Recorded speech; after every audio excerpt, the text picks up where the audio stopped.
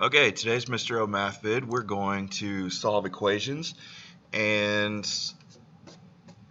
not sure how equations are demonstrated to you, but I boil it down to 3 steps. Step 1, can you simplify either of the expressions that make up the equation with distributive property or combined like terms? Is there a variable on both sides, because we have to eliminate one of those, and then finally doing the inverse operations going backwards through the order of operations. So let's start. And with this equation, normally viewed as a two-step equation, which it is, 7n plus 12 equals negative 23. Now, first things first, can we simplify? Nope, no distributive property, no like terms, nothing along those lines. So step 2, is there a variable on both sides? Nope, just the one in there on the left side with the 7n, and so we can't do that. So now finally inverse operations backwards through the order of operations. So look to see, do we see any addition or subtraction?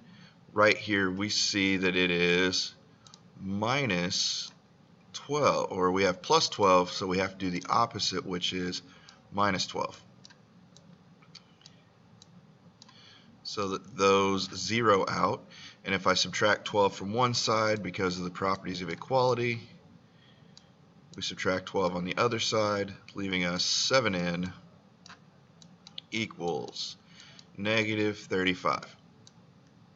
So no longer see any addition or subtraction, move up to multiplication or division.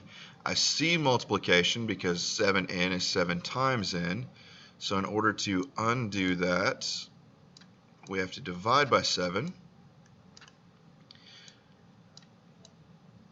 So once we divide by 7 on both sides with that property of equality, we have n equals negative 5. And now let's go to a slightly more involved problem. This is going to utilize every step of the process. So step 1, can we simplify either of the expressions? And the answer is yes, we can, because first off, I see distributive property. And just to help ourselves out, let's change this to plus a negative 3. And from there, we multiply the negative 3 to each part of the, or each term inside of the parentheses, because that is what distribute means.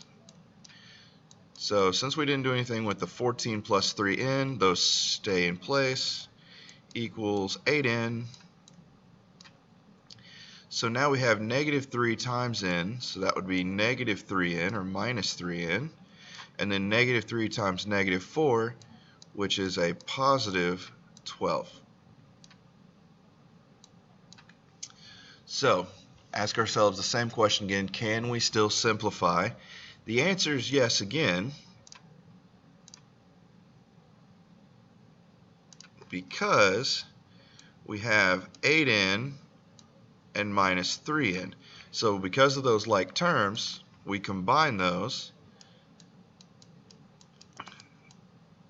And again, because we didn't do anything to the 14 plus 3n, we just bring that down, as well as the plus 12. So here, 8 minus 3, or 8n minus 3n, would be 5n after combining all our terms. So ask ourselves the question one more time. Can we simplify either side? No. Step 2, is there a variable on both sides? Yes, there is. We have 3n and we have 5n. Now, eliminate whichever one you want. Doesn't matter. But for my own sake, just so I don't mess up any negative signs, I like to eliminate the smaller variable, or the smaller coefficient on the variable, because when I do that, the answer that I get on the remaining coefficient is a positive number.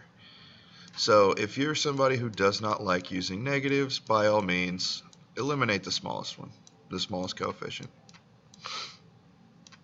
And again, we didn't do anything with the 14 or the 12.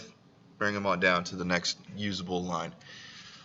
And finally, we're to the inverse operations. Do I see any plus or minus? Absolutely, I see plus 12, so I'm going to subtract 12.